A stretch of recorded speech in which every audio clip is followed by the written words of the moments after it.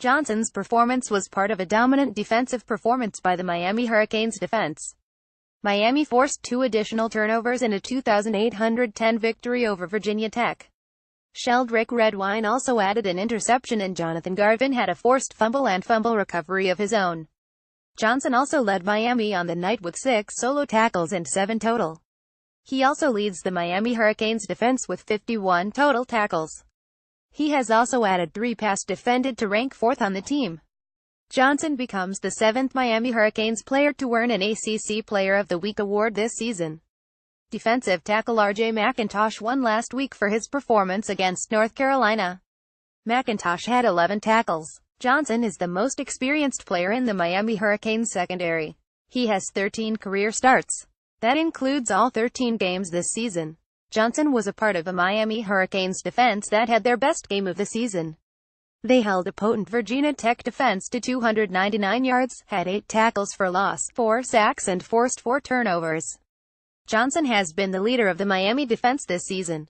They will need his versatility against Notre Dame on Saturday. The Fighting Irish bring in the nation's 13th best defense to Hard Rock Stadium on Saturday. Notre Dame averages 495.1 yards per game.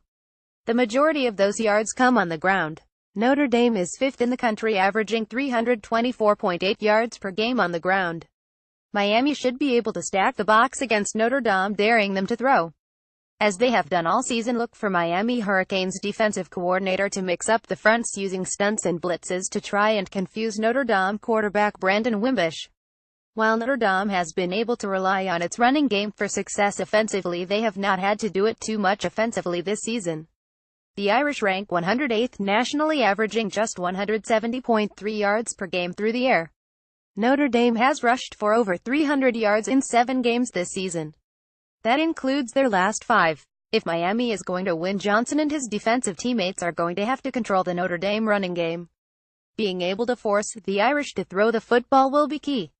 Wimbush threw for a season-high 330 yards and 2 touchdowns in Notre Dame's 4,837 victory on Saturday. If Miami is going to pull out a second straight win over a highly ranked opponent, the Hurricanes are going to need another complete performance defensively. The secondary could once again be the key to that. Johnson needs to set the tone in the defensive backfield.